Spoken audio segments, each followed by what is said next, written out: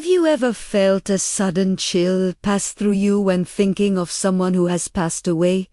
Or sensed a presence so real you turned around expecting to see them standing there? Have you found yourself speaking aloud to the empty air, wondering if your words dissolve into nothing or if somehow, impossibly, they are heard? There is a fear in this, isn't there? A terror that you might be losing your grip on what is real.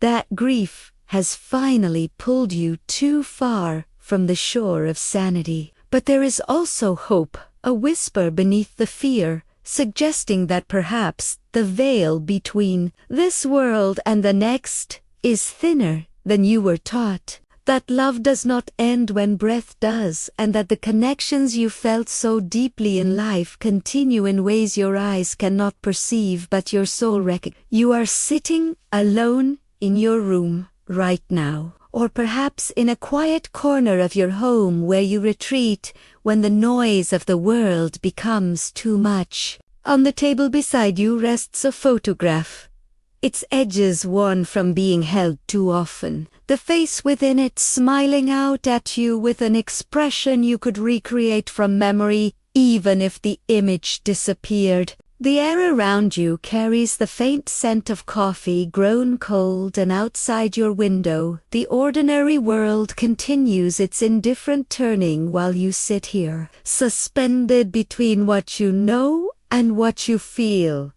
between the rational explanations you try to give yourself and the undeniable sense that something more is happening, something you cannot name but can no longer ignore. This is not random. What you are experiencing is not the product of an overactive imagination or the desperate invention of a mind unwilling to accept loss. The confusion you feel, the moments when you question your own perceptions, the times you have almost spoken of these experiences but stopped yourself for fear of judgment. All of this is being transformed right now into something else entirely. It is a call you are being reached for, not by your own wishful thinking but by the very architecture of divine love that refuses to recognize death as a final separation. The threads that bind soul to soul do not snap when the body fails. They stretch across dimensions you cannot see, vibrating with a frequency your spiritual senses are learning to detect, and what you have dismissed as coincidence or delusion is actually your awakening to a profound truth that mystics and saints have known for centuries. Saint Seraphina herself, who walked between worlds with the ease of one crossing from room to room in her own home, spoke of this with absolute certainty. She was a direct witness to the communion of souls, having experienced throughout her life the tangible presence of those who had gone before her. In her writings, preserved and passed down through generations of the faithful, she recorded this truth: the departed do not abandon us, but draw closer still, freed from the limitations of flesh, to love us with the fullness of eternity. These words, simple as they appear, contain within them a reality that changes everything. She did not speak theoretically or hopefully. She spoke from experience, from the place of one who had stood in the presence of the invisible and returned to tell us what she saw. What is happening in the unseen realm? When you feel that sudden chill, when you sense a presence, when you know with inexplicable certainty that you are not alone, the mechanics of the spiritual world operate according to laws as real as gravity, though infinitely more subtle. When a soul departs this physical existence, it does not vanish into non-existence or float away to some distant, unreachable heaven. The soul, freed from the dense matter of the body, becomes more itself than it ever was in life, more capable of love, more aware of the connections that truly matter, and more present to those it cherished. Angels, those messengers and guardians assigned to both the living and the dead, facilitate this communion. They carry attention across the boundary between worlds. They make possible the moments when grace breaks through the ordinary and you feel what cannot be explained. Your loved one thinks of you, and that thought, pure and unencumbered by physical limitation, reaches toward you. The angels, perceiving both the intention from the other side and your openness here, create a bridge. For just a moment, thin as a breath, the veil parts. You feel the cold, the presence, the knowing. This is not your imagination creating comfort. This is your soul responding to an actual touch, an actual reaching, an actual love that has not ended but transformed. Are you beginning to see that what you thought was weakness, this sensitivity you possess, this tendency to feel what others dismiss, is actually a sacred gift? You have been chosen, not chosen in the sense of being elevated above others, but chosen in the sense of being called to a particular function in the great body of faith. Some are called to prophecy, some to teaching, some to acts of mercy. And you, whether you recognized it or not, have been called to be a bridge. The same sensitivity that makes you vulnerable to pain also makes you permeable to grace. The same openness that allows you to be hurt by the harshness of this world also allows you to perceive the gentleness of the next. You are not broken because you feel these connections. You are not foolish because you sense presences others cannot detect. You are awake in a way that most remain asleep.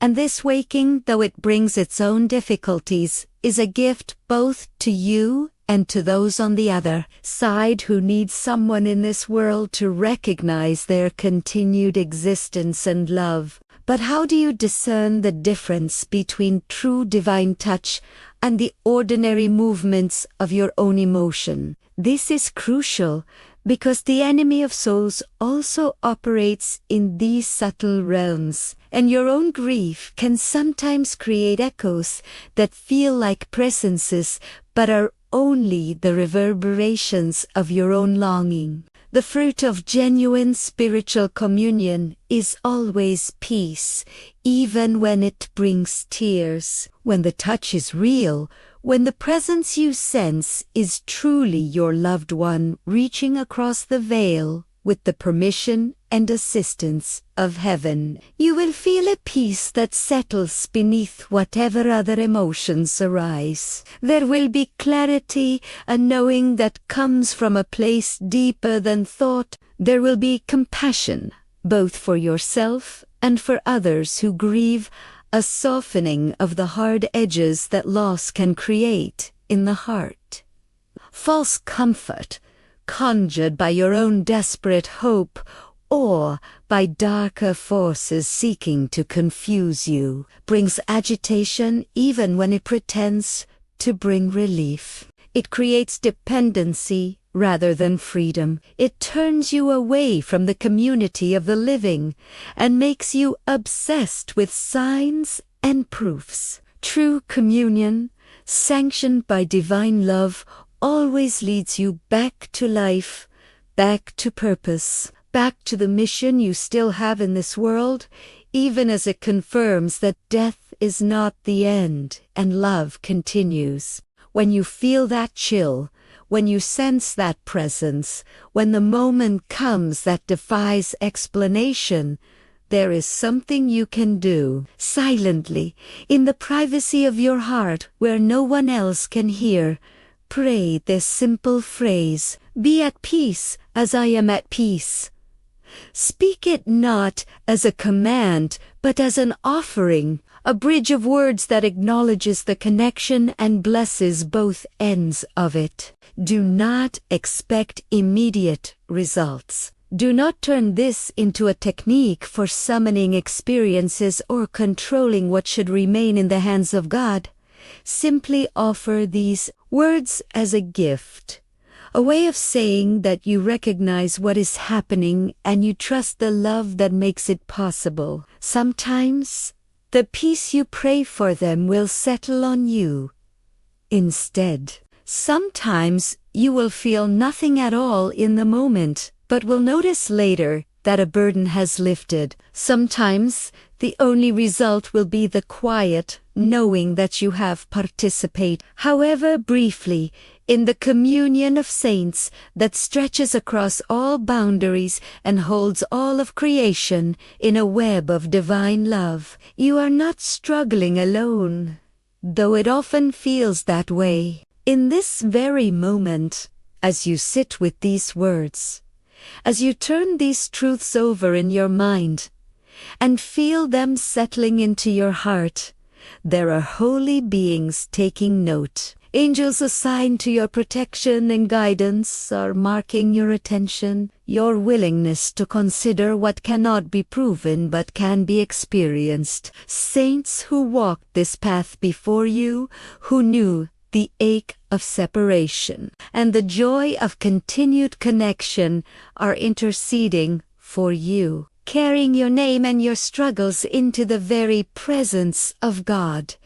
Your loved ones, freed from the limitations that once constrained their care for you, are closer than you imagine. Their love for you not diminished by death, but purified and strengthened. You sit in your room feeling alone, but you are surrounded, held, noticed, and cherished by a great company of witnesses whose existence does not depend on your ability to perceive them. Every small act of faith you perform is seen and treasured. When you pause in your grief to whisper a prayer for the one you lost, that prayer is recorded. When you choose to believe in continued connection despite the mockery of a materialist age, that choice is a victory that echoes in unseen realms. When you extend compassion to another person who grieves, recognizing in their pain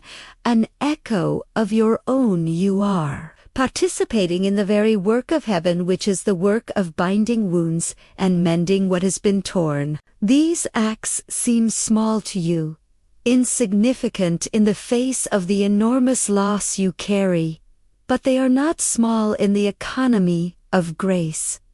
They accumulate, they build, they create pathways for light to enter dark places, and they prepare you for the fuller communion that awaits when your own time comes to cross the veil and be reunited with all you have loved and lost. The sign you have been experiencing, whether it is that inexplicable chill, that sense of presence, that moment of knowing that defies all logic, is being transformed even now from a source of confusion or fear into something else entirely. It is becoming a doorway. Every time it happens, every time you feel that touch from beyond, you are being invited to step through into deeper communion with God, to recognize that the universe is far more alive, far more connected, far more infused with love than the visible world reveals. You are not alone. You have never been alone. Even in your darkest moments, even when grief threatened to pull you under, and you wondered if you could survive another day. Jew, where the connections you fear you have lost are still vital, still real, still feeding your soul in ways you cannot measure but can learn to trust. This is not about denying the reality of death or pretending that loss does not hurt. It is about expanding your understanding to include the greater truth that love survives what bodies cannot, and that the relationships that shaped you in life continue to shape you, still calling you forward into the person you are meant to become.